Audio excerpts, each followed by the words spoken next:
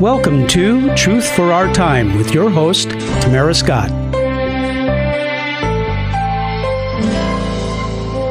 And thanks for joining us. I am Tamara Scott. You're listening to Truth for Our Time as we help you live God's Word in today's world. And Goose is in the production studio. Thank you so much, Goose. I hear kind of that.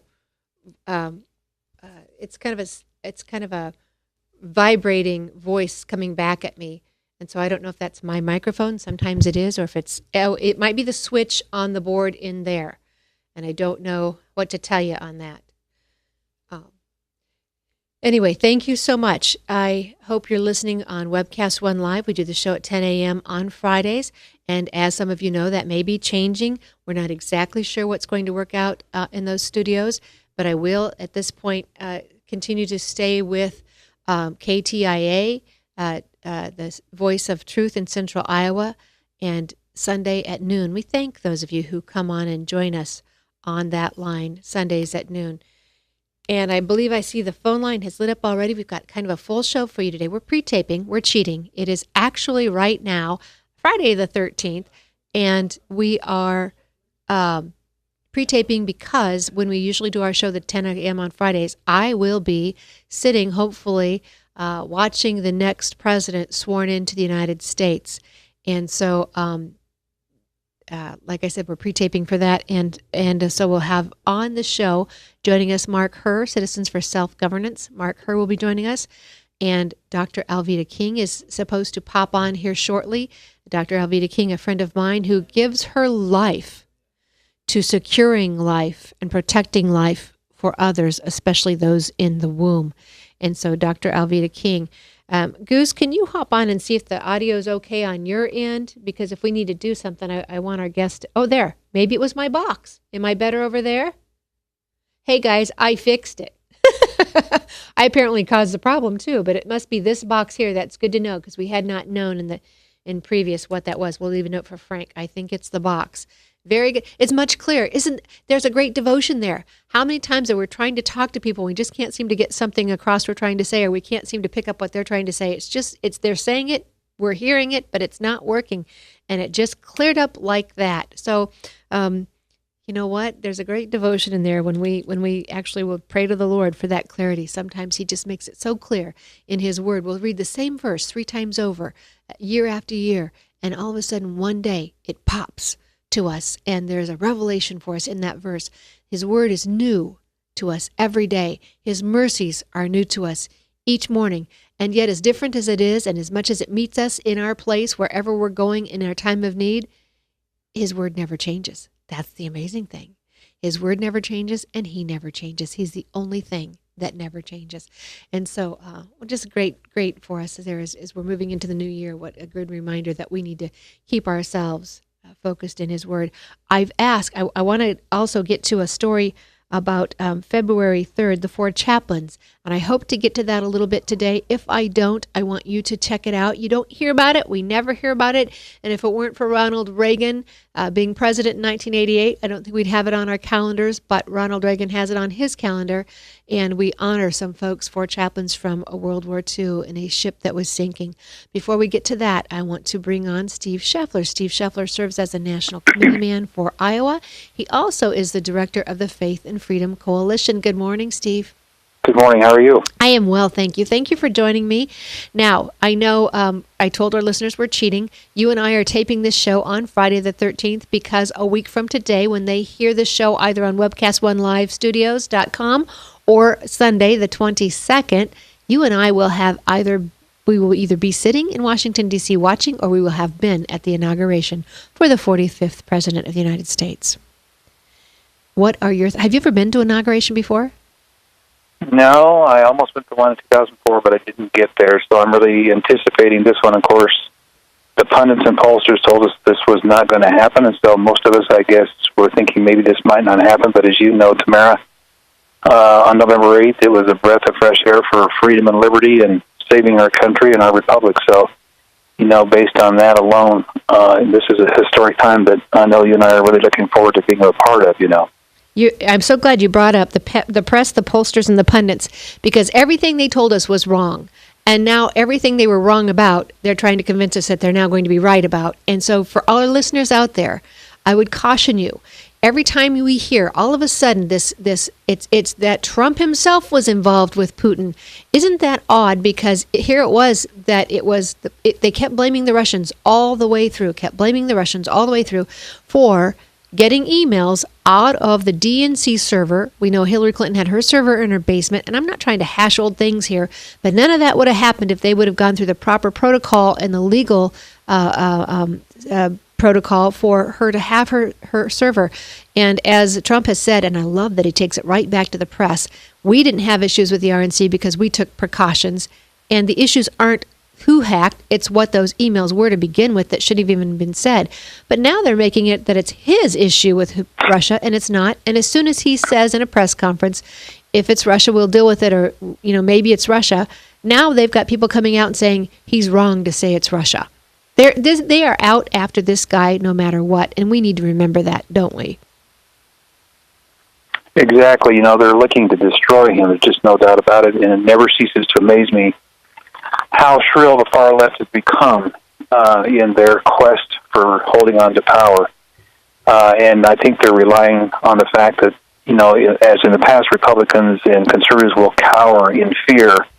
But I think for once, including Donald Trump and Republicans in Congress, are going to have the backbone, because they know that if they don't get it right this time, the voters may not be so kind to them in 2018 and 2020. So I think I am cautiously optimistic, like I know you are, that really great things could happen for our country this time around. I think so too. And for everybody out there, no matter what you think of any president sitting, your prayers should be for our nation. Your prayers should be for God's mercy, for our repentance, and that we would once again honor the God of our founding fathers, mentioned in our original documents, and that we might have those blessings we have so been blessed to receive thus far. So inauguration, what are your thoughts for the week? We hear that people are heading there to protest. Are you concerned? Yeah, a little bit, of course, but, like in Cleveland, we heard all the press reports they were going to shut down the city, and, of course, they were well prepared. So I've got to believe and hope that they're well prepared for all this, knowing that you'll have people from bizarre backgrounds, and, of course, people have the right to protest and show their differences with this incoming administration, but they certainly don't have a right to disrupt it and to make sure that it's, chaos. So I'm reasonably confident that we're going to be safe. But again, we have to be cognizant of those things that are around us, in our surroundings, Right. And of course, as we've already said, we don't know what to believe in the press anymore, and they mock the non-mainstream news sites, but we'd rather get tidbits of truth there than flat-out lies and falsehoods in the mainstream media. And so I'm hearing that Hollywood may go on strike. I don't know if that's true or not, but I laugh when I hear it, because this president-elect, before he's ever taken office, has saved jobs before Christmas, had workers thrilled that they'd have Christmas celebration with their family. He's brought jobs back into our country that were not that are coming in from companies outside, and he may be cleaning up another industry yet. If Hollywood goes on strike like they promise, so be it. We'll celebrate. We'll clean it up while they're gone. Amen. Yeah, so like you said, there's a lot of great things going on, and I think this indeed is a unique time in history, so we need to get it right this time. So, of course, we know that problems can't be solved by government alone or people. It's only God, but, God can work through people to create an environment of freedom and liberty. You're absolutely correct. In our show on February 3rd, we're talking with Reverend Childress from blackgenocide.org, and he has on his website, our crisis will not be corrected solely by the government. We've got to take it on ourselves as citizens, as Christians in our communities. It's a very good point, Steve Scheffler. One of the things you do at the State House, your presence, Faith and Freedom, has an organization, a presence there. And we're just going to let our listeners know, when I do this show, I do it as the host, but you also know I am the National Committee Woman along with Steve. And I also am the State Director for Concerned Women for America. But this year I will be there lobbying and helping out Faith and Freedom as well. Which we're excited about, especially now that Republicans have a majority in the Senate and the House. I'm cautiously optimistic that they're going to make the right moves on issues that are important to traditional families. But certainly it is going to be exciting for you to be a part of our team and to lobby up there and to make a positive but a visible force for what's right and what we need to do to move forward as a state here. Absolutely. And so we've kind of termed it hashtag no excuses. And you're better at the numbers than I am. In our House, we picked up how many numbers for Republicans? You talking about the Iowa House? The Iowa House. Yeah, we picked up 2, and then, of course, we picked up 6 in the state Senate, which was beyond anybody's expectations, including knocking off 6 incumbent liberal Democrats, That was absolutely amazing that we picked up 6. I knew we were hoping to pick up 1 or 2 or enough to take majority so that Gronsdahl could no longer be the obstacle to everything that Republicans worked for in the House. And when I say that, it's not just partisan, but anything that was for the betterment of families, anything for the parental rights, anything for your religious freedom, protection of Christians that are so under attack right now, your taxation, it just hit a roadblock named Gronsdahl. And we just wanted to be able to move forward with the will of the people and maybe unseat him in leadership. Not only that, but Republicans unseated him totally. The hashtag for his campaign was, his opponent's campaign, Dan Dawson, a young man who is an excellent candidate, was hashtag 34 no more. He'd been there long enough, hashtag 34 no more.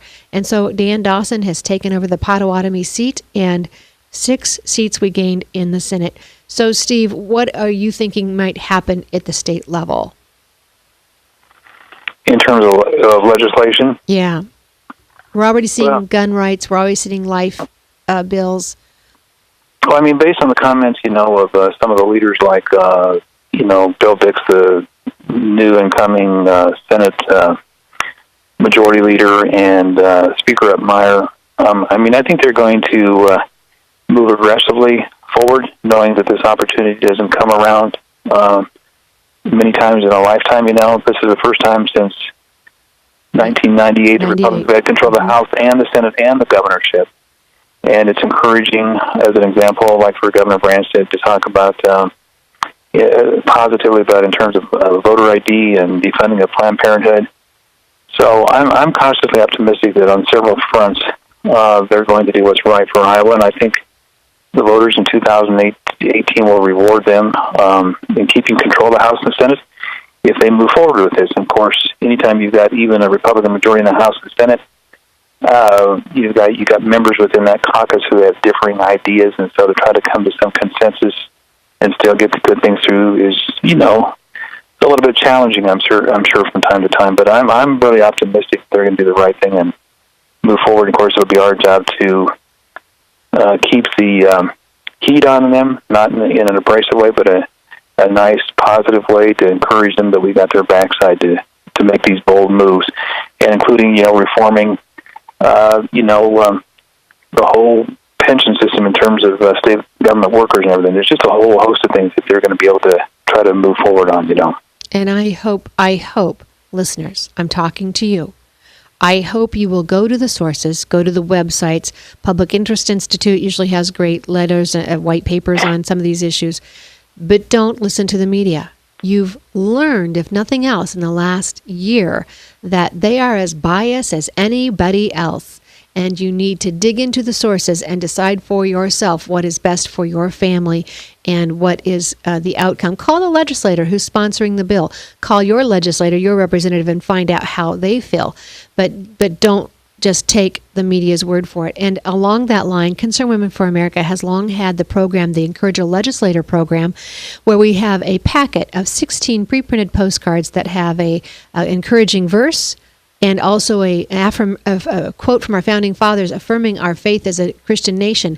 We send those, in the packet, 16, one a week, to the legislators, the state elected officials, the governor, lieutenant governor, all the way down the line, to those statewide offices, the 7 Supreme Court justices, and our U.S. Congressional delegation. We're always looking for partners to do that. We want everyone covered and receiving a postcard. The legislators so love this because they're always told what to do. They're always told what they should have done, but seldom just told thank you. And so this allows them just to be encouraged and affirmed while they are leaving their families, many times away from their families. So if you want to do that, email records@iowa.cwfa.org, records@iowa.cwfa.org. And when we come back, I'll talk to you about another thing that's exciting that's happening at the state legislature. Steve, can you stay tuned? Sure, you bet. Oh, wait, Thanks so much. we'll be right back after these messages.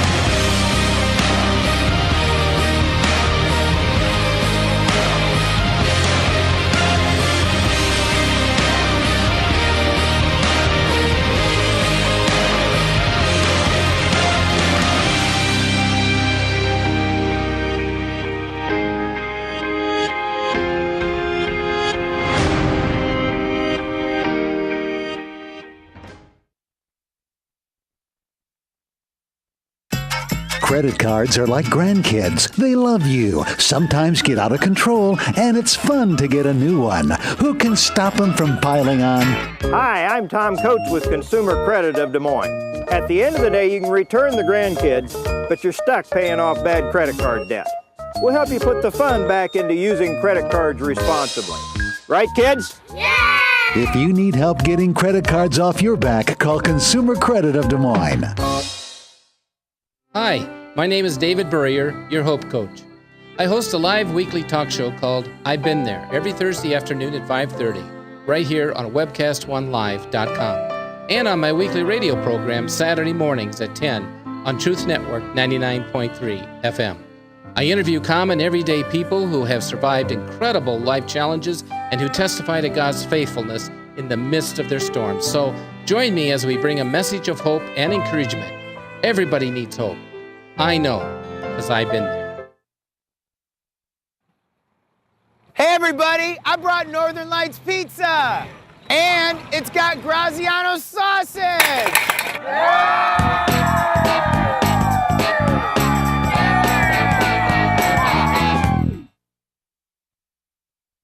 Rockton Prevention is celebrating 25 years of creating a caring community. We want to say thank you to the tens of thousands of Rock High School mentors that have carried our message of health, love, and encouragement to over 1.5 million children, teachers, and parents. Our mentors teach children methods and skills to prevent bullying and drug use. Thank you to all the school administrators, teachers, and counselors for the opportunity to serve you. Rock on, fair citizens, rock on! This is Pat McManus for Rock and Prevention, the Richard O. Jacobson Foundation, and this station. From the RE/MAX Real Estate Concept Studios, this is Webcast One Live. From the RE/MAX Real Estate Concept Studios, this is Webcast One Live. Welcome back to Truth for Our Time with your host, Tamara Scott. And I am Tamara Scott. Thank you for staying tuned. I asked Steve just to stay on with us for a little bit longer because, Steve, before the legislative session started out, several Christian legislators came together the evening before, and that used to be a tradition years ago. In 2000, I know I was invited to several of those meetings, and so it was not broadcast, and no photos have been put up of those who attended. It's not any groups to misuse as their newsletter and their fundraiser of how active they are with any legislators, or to pressure anybody who did show or didn't show. But it was a private group, Christian legislators, and not all of them could come. Certainly because they weren't there doesn't mean that they were not Christians and with us on biblical issues. In that meeting, I bring it up because in that meeting, Jim Garlow, pastor out of Skyline Church in California, Steve, I believe you've met him as well. He's written a book called Well Verse. I have it in front of me right now. It's a great paperback book. And it's on a variety of topics that we deal with. We hear about them in the press. We hear about them in the media. They're up front in your dealings at the state houses and policy with policymakers. School choice, parental authority, debt, taxation, marriage, racism, judicial and prison reform. And he just kind of goes through, from our country's standpoint, our principal foundations and our Christian heritage. And it's a great book called Well Versed. And if you want it, just do wellversed.com. You'll find out more information on it. Steve, you have agreed to help me. We are with the help of Jim Garlow, going to give these to every legislator at the State House. And so Steve and I will be at the State House on Tuesday, the 23rd, giving these out to every member in the House and the Senate. And Steve, I want to thank you for helping with that. Well, I think it's a good idea because, legislators can't automatically be versed on every single subject, and anything that they can get help from sources that have a deep understanding and knowledge of issues coming from a biblical perspective, I think is helpful to them. So, I think like you, I see this as kind of a helpmate to give them encouragement to have some kind of a basis by which they may tackle issues. So I think I haven't seen the book, but based on your recommendation and based on the man that wrote it, I think it will be a tremendous helpmate to these state legislators up on the Hill. Yep, absolutely. And so, and Dr. Garlow, by the way, senior pastor at Skyline Church in San Diego. Of course, he may be bummed right now. I think he did already post on Facebook that he's going to go back to his support of the Cowboys since the Chargers are leaving San Diego. But he also flies to D.C. and participates in the weekly worship service that happens at the U.S. Capitol. And before anybody out there gets their feathers in a ruffle, you need to understand that took place from the beginning of our country's foundations. They have been praying and holding worship services in the Capitol. Now, it stopped for a short time in our history, I think during the 1800s, 1800 to 1869, and of course we dealt with the Civil War during that time. Prayer can always help, and they brought it back in 69 after a 145-year hiatus. Services began again. And so they're held every Wednesday night, and Dr. Garlow is one that goes and helps lead with that worship service. So, Steve, I just wanted you to our listeners to know we are doing what we can, not overtly. We don't misuse it in newsletters. We just do what we can to be a help and a support to the godly men and women who are there serving on our behalf. They certainly need that encouragement and support because we know that they certainly get input and pressure from the left and all the radical forces. So I think it's helpful, So, thank you so much. You are welcome to stay with me for a little bit longer if you want, but here's what I found. I'm going to jump, unless there's something more you want to add on the inauguration or this presidency or the U.S. House and Senate. No, I don't think so. Except I just think you and I are going to be excited to come back and give a report about the great fun we had and to witness history. So with that, I'll just tell you goodbye, but thank you very, very, very much. So I appreciate it. Absolutely. Steve Scheffler with Faith and Freedom Coalition. He's also serving as the Republican National Committee man for Iowa. And we know the risks that are there, and I hope you're praying while you're hearing this for everybody's safety, for our president's safety. And hopefully we'll have known by the time you hear this on the 22nd, we may even be back home by then and be safe. We did hear all the uproar before the Cleveland convention, and things were so good there. Steve, I think you knew what it was, 27 arrests that took place the whole week? Yeah, I'm not sure that may be 20 or 22, but it was phenomenal, so. So no more than they have after a sports game. So we hope that's the case here. So Steve Scheffler, thank you for joining us. I'm going to read the four chaplains because, and I don't like to read to you on air, but this is a story that most people don't know, coming out of February 2nd, 1943. So I want to kind of touch up on this. It's going to be coming up. Sometimes we don't get these out to you in time, but this show will air the 22nd. So I think we do have a show again on the 27th that we do. So there will be a show in between, but I'm going to go ahead and read this to you because the next show will be after, I think. I may be wrong on that. I don't have a calendar in front of me. But it was the evening of February 2nd, 1943, and the USA-T Dorchester was crowded to capacity, carrying 902 servicemen, merchant seamen, and civilian workers. Once a luxury coastal liner, the 5,609-ton vessel had been converted into an Army transport ship.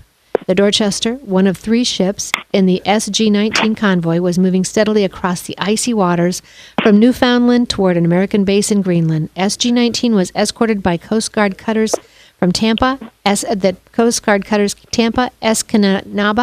and Comanche. Hans J. Danielson, the ship's captain, was concerned and cautious. Earlier, the Tampa had detected a submarine in its sonar. Danielson knew he was in dangerous waters, and even before he got the alarming information, German U-boats were constantly prowling these vital sea lanes, and several ships had already been blasted and sunk. The Dorchester was now 150 miles from its destination, but Captain ordered the men to sleep in their clothing and keep life jackets on. Many soldiers sleeping deep in the ship's hold disregarded the order because the engine's heat. Others ignored it because the life jackets were uncomfortable. February 3rd, 12:55 a.m., a periscope broke through the chilly Atlantic waters. Through the crosshairs, an officer aboard the German submarine U-223 spotted the Dorchester. And the U-223 approached the convoy on the surface, and after identifying and targeting the ship, he gave orders to fire torpedoes. A fan of 3 were fired. One hit was decisive and deadly, striking the starboard side, amidship, far below the waterline. Captain Danielson alerted the Dorchester and that they were taking on water rapidly and sinking. He gave the order to abandon ship, and in less than 20 minutes, the Dorchester would slip beneath the Atlantic's icy waters. Tragically, the hit had knocked out power and radio contact with 3 escort ships. The Comanche was all disabled. The Comanche, however, saw a flash of explosion, and as it responded, it then rescued 97 survivors. The Escanaba, if I'm saying it correctly, circled the Dorchester, rescuing an additional 132 survivors. The third cutter, the Tampa, continued on, escorting the 2 remaining ships. Aboard the Dorchester, there was panic, chaos. The blast had killed scores of men, and many more were seriously wounded. Others were simply stunned by the explosion and groping in the darkness. Those sleeping without clothing rushed topside and were immediately confronted with a blast of icy Arctic air, and then by the knowledge that death soon awaited them. Men jumped from the ship into lifeboats, overcrowding them to the point of capsizing, according to eyewitnesses. Other rafts, tossed into the Atlantic, drifted away before soldiers could get to them. Through the pandemonium, according to those present, 4 Army chaplains brought hope in despair, in the light of darkness.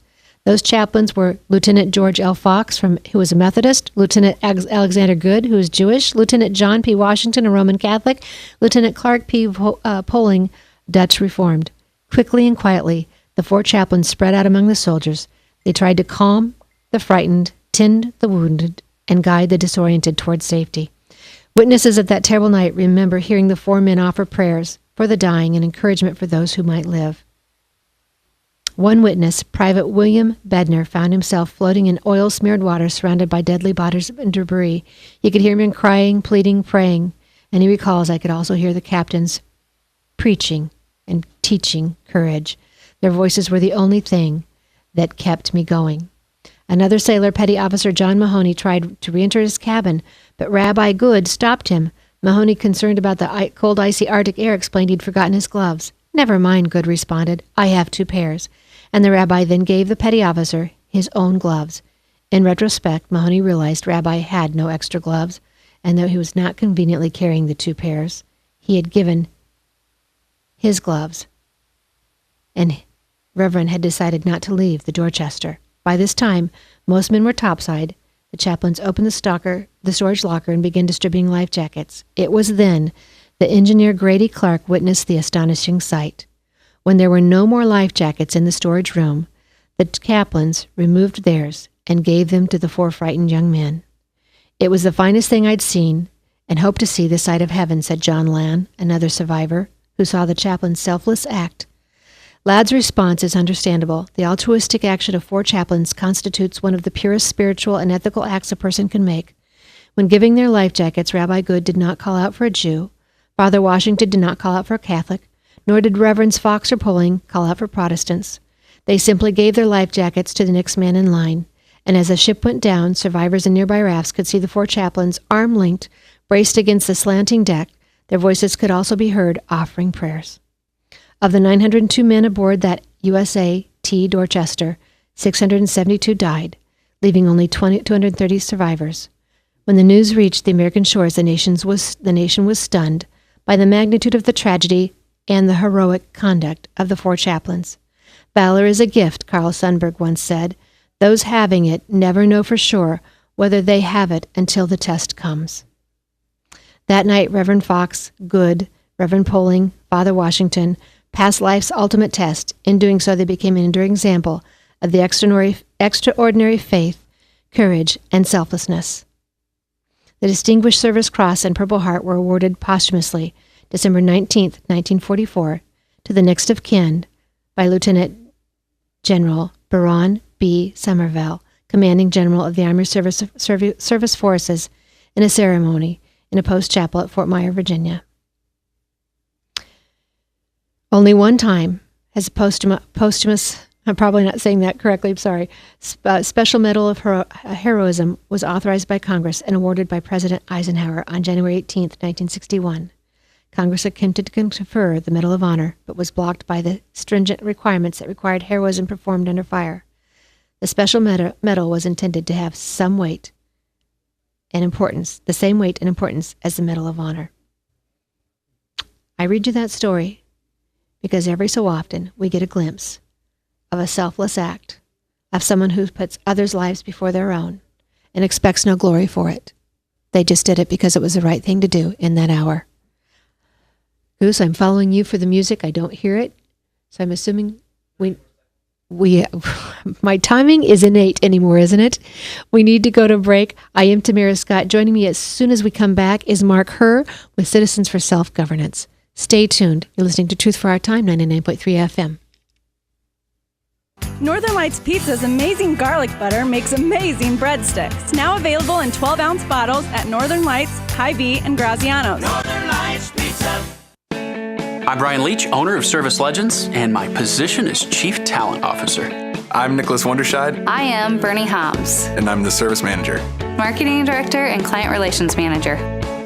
Everything that we do is about ensuring that we exceed your expectations. Our clients are important to us. 100% satisfaction. We're not just focused on heating and cooling. That's the easiest part of our job, actually, is fixing furnaces and air conditioners. Everyone that we come in touch with, we want to improve lives. Bottom line is, we've got our installation guarantees, 25% energy savings guarantee, comfort guarantee, temperature selection guarantee, property protection guarantee. 100% satisfaction guaranteed, fixed rate or it's free. All of those guarantees are backed up with a 100% money-back guarantee to hold ourselves accountable to making sure that you get what you're after. Just fixing the problem today. If they have another problem 5 days down the road, it's still fixed rate or it's free. We use what's called straightforward pricing. Our technicians are going to give you an exact to-the-penny price on what it's going to take before they move forward with any repair.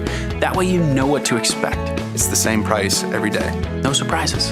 If you get off work at 5 o'clock in the afternoon, you come home, you realize that, oh, my furnace is broken. Now you need to call somebody out that night. You shouldn't have to pay more for that. We're guaranteeing service 24/7. We run afternoons, evenings, nights, weekends. We're staffed to work that. Phone rings at 3 in the morning. You'll get one of our representatives answering the phone every time. We're not sending you out to Timbuktu in some call center. It's our Service Legend team members, our mission control team. I'll take a call anytime. And then they answer the phones the same way during the day as they do at night. It's a great day at your service company. How can we make you smile? That's the only way to provide true 24-hour service. When you're able to let somebody actually live in their home safely when they weren't able to do that before, where they don't have to stay up at night and worry about, is the heat going to come back on? Are we going to freeze the pipes? Is the baby in the room next door going to be sick because they got too cold?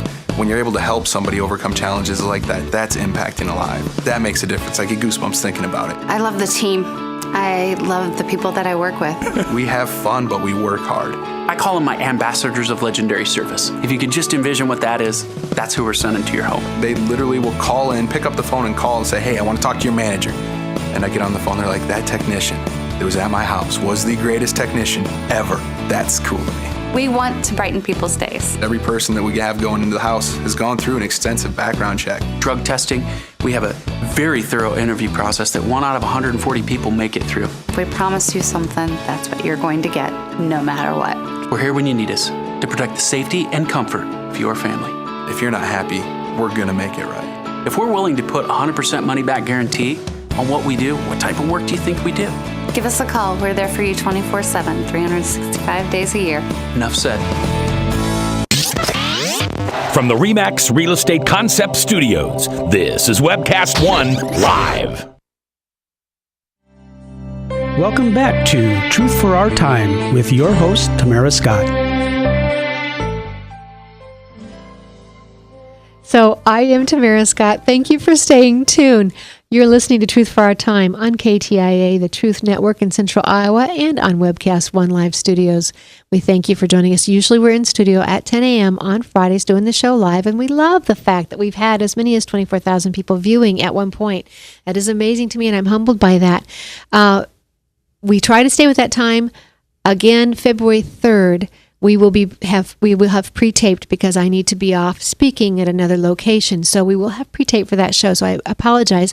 But as you know, you can always find it on the Webcast One Live Studio, or you can do a search for Tamara Scott Live. And I will be working at getting the website updated, tamarascott.com. So you can just go there and find those links.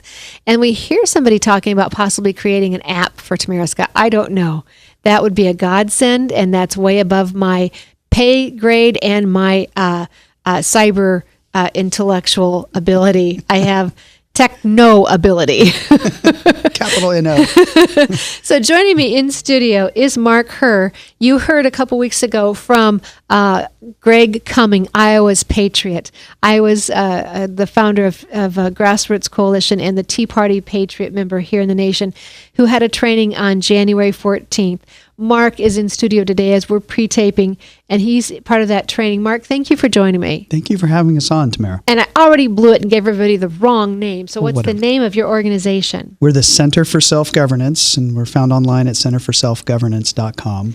What can people expect? It sounds self-explanatory. Sure. So we teach applied civics to citizens, regardless of party, and effective engagement and political boundaries from school all the way to federal. So it's re-education for the adults, and it's brand new education for the youth. So we teach in private schools, home schools, and public schools. We're teaching in churches across the United States now, and we are starting to have business owners who have employees of less than 100 who are starting to have their employees go through continuing education through our civics program. Employers are putting their employees through your civics program. There are several businesses that are looking at starting that this year. And the benefit of that for employers? The benefit for the employers is this. The employers have to deal with the policies and the regulations, plus the finances, plus the day-to-day management. Their employees have to carry out the day-to-day activities of the business, but the employees don't necessarily have a vested interest in keeping the business alive. So if they have continuing education in civics and understand the regulatory burden, the political burden, et cetera, and the impact on their community, then the employees, the loyalty increases, their community involvement increases, and so they become more rooted and grounded in their community. I think it's a marvelous idea. It is. Because I think it would turn. Because as much as we want things to be fixed, right, we know Washington can't fix everything. And much of it we have to fix ourselves. Yes. And part of that comes from our core beliefs and what we do on a daily basis.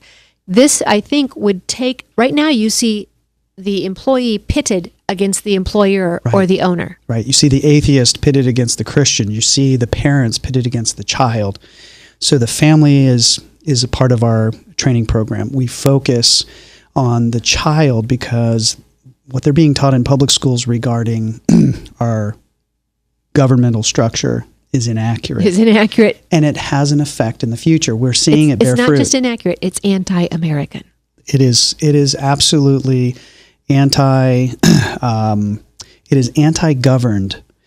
It pits the governed against other governed, just like the employee gets pitted against the business owner. So we really put our energy into the community in education, faith, and business, and we teach applied civics to a community who wants to be a participant in their government structure, in their community's future, and in prosperity, not only for the business and for the morality and ethics of the community, but for the future, for the kids. I love this because, as I said, it takes the angst away between the employer and the employee. But if you can help employees understand, while they want those benefits, they love the idea of disability or unemployment or some perk that they hear about in the media, that it harms them. And those things actually make it more difficult for an employer to give raises to good employees. Yes.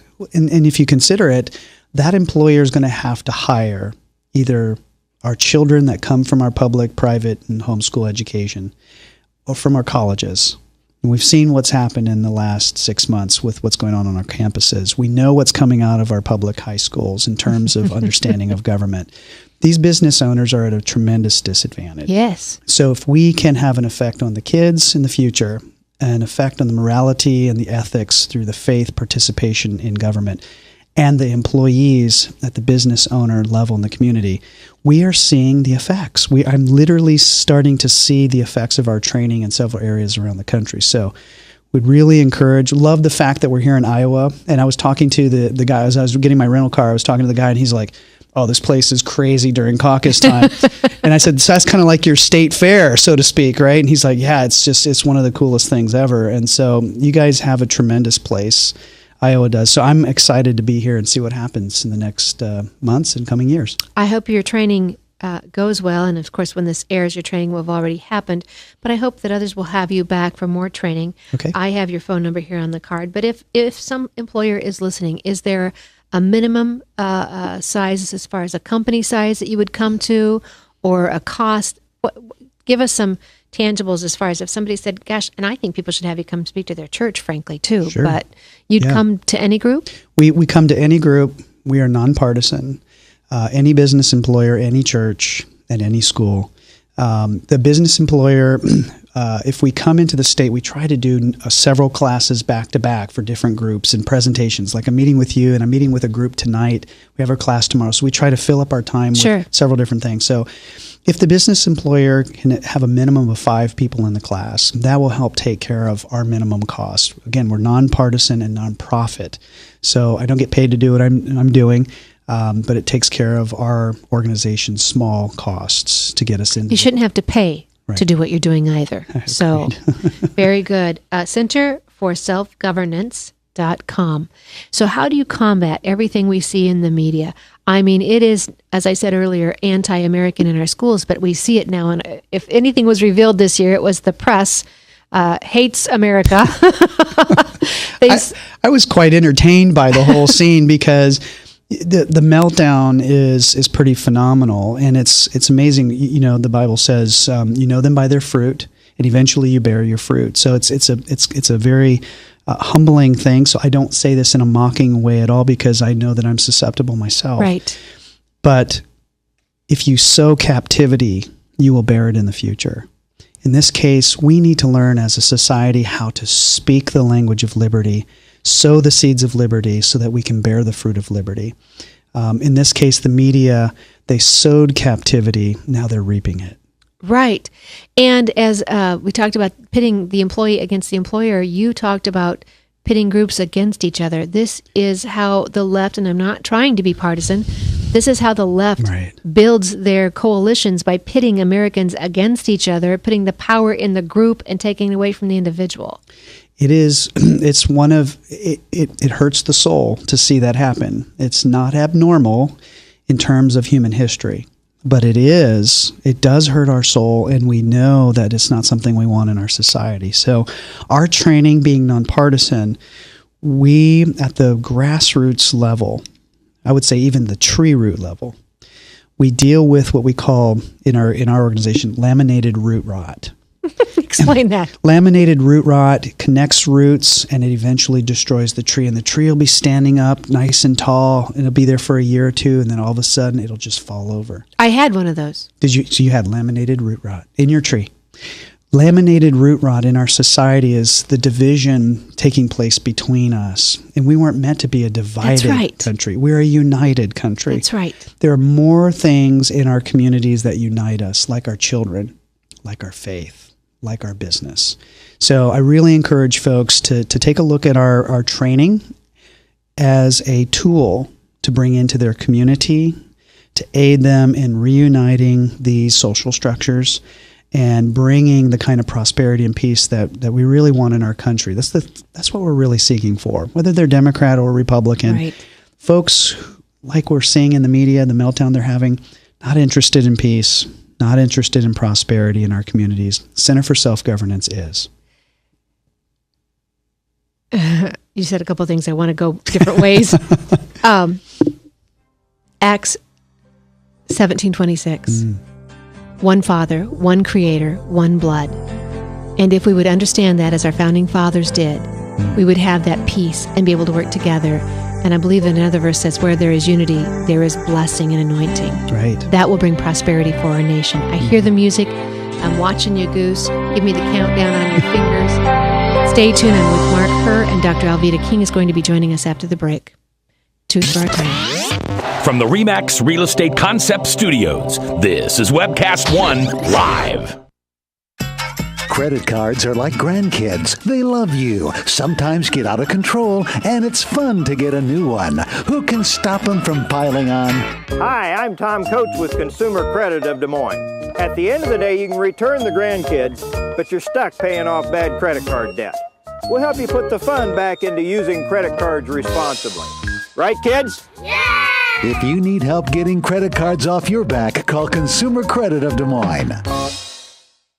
Rockton Prevention is celebrating 25 years of creating a caring community. We want to say thank you to the tens of thousands of Rock High School mentors that have carried our message of health, love, and encouragement to over 1.5 million children, teachers, and parents. Our mentors teach children methods and skills to prevent bullying and drug use. Thank you to all the school administrators, teachers, and counselors for the opportunity to serve you. Rock on, fair citizens, rock on!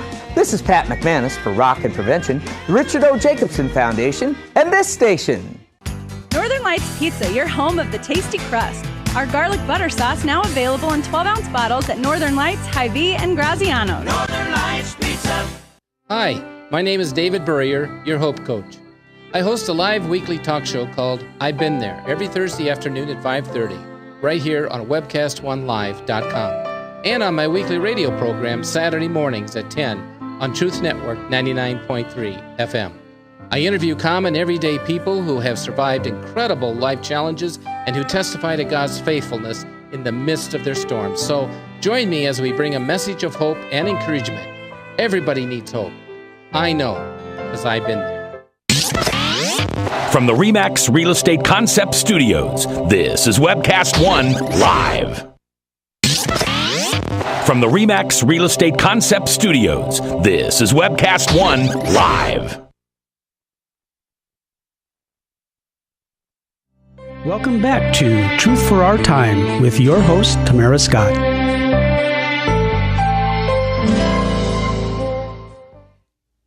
And thanks so much. You're listening to Truth for Our Time. Goose, I don't see a phone line. Is she coming back? Is Alveda King not going to be able to to join us?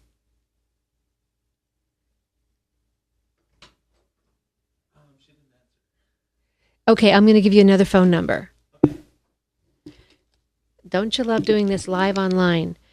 Let me find this for you while we're here. Folks, for those of you who are listening, Mark Herr was just my guest. He's with the Center for Self-Governance. And they just did a training here recently in Des Moines. Call the mobile.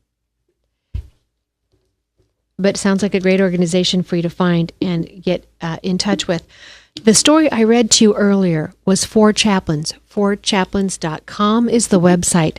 I know that it is the 22nd when this program is airing, so you've got, I think, another show before that date comes up. But I want you to just, so many dates that we hear about on our calendars. Of course, we've just had Martin Luther King Day. We're going to have President's Day in February. I want you to not forget some of those other more obscure things. And I had just come across that and wanted to share that with you. 4 chaplains that in the midst of the most difficult of times, and this resonates with me because we all want to think that we're going to do the right thing, that we're going to have valor. And right now in America, there are so many issues with terrorism and lone gunmen coming into theaters or nightclubs or whatever the case may be, shopping malls. How would you behave in that case? In one of the most recent ones, we hear the story where the woman just buried her face and laid down, and a stranger she did not know laid on top of her and said, "I will protect you." And when the news story broke, I don't think came on the media. He was not trying to gain notoriety from it. He just took the risk and laid down his life as he knew it to protect a stranger he didn't even know. Didn't know if she was a good person, a bad person, somebody who may even cut him off in the parking lot on another day. Didn't think that any of that through.